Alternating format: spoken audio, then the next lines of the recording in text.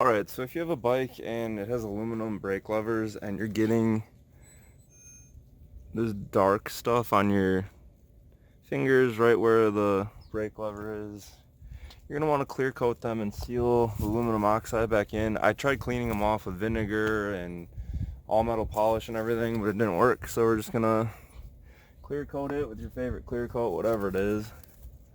And this should get rid of the oxidation on your fingers. So, without further ado, I'm just going to be clear coating these levers, and then you could tape off the rest of the bike if you want to. So, I'm just going to, like I said, clear coat. Let's put a nice coat on the levers. So, now it's clear coated.